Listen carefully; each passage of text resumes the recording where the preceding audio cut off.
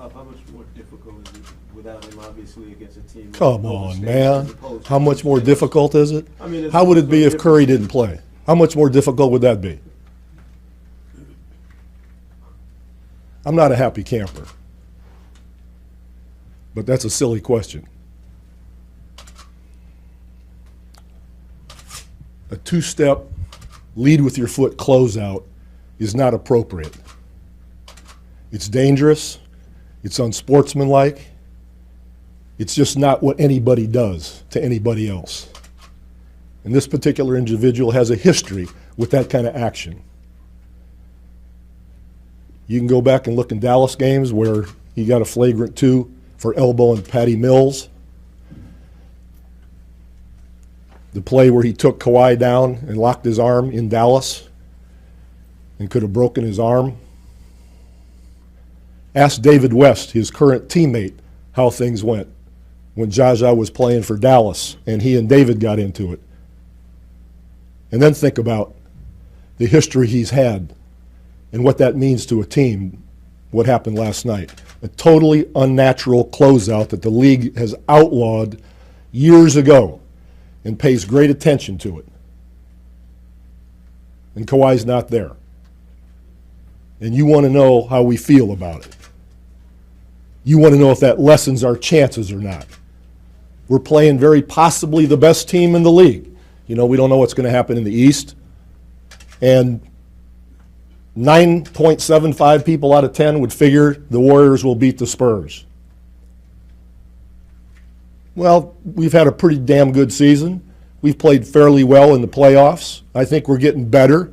And we're up 23 points in the third quarter against Golden State. And Kawhi goes down like that. And you want to know if our chances are less, and you want to know how we feel? That's how we feel. Follow up? Does that pretty much cover it? Okay, thank you. You expect the league to do anything? Because when they do those press conferences in Washington, they always say, I got one more question. I got a second question. You expect the league to do anything? I don't care what the league does. I'm just telling you how I feel. The league is the league. They do what they do. I could care less. Did you express the same tone with Kiki? No, I didn't call the league.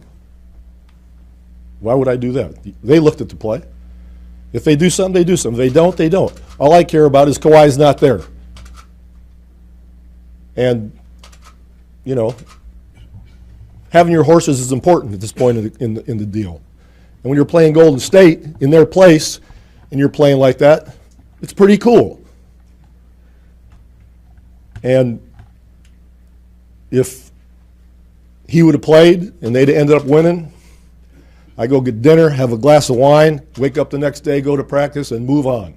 But this is crap. And because he's got this history, it can't just be, oh, it was inadvertent. He didn't have intent. Who gives a damn about what his intent was? You ever hear of manslaughter? You still go to jail, I think, when you're texting and you end up killing somebody. But you might not have intended to do that. All I care is what I saw.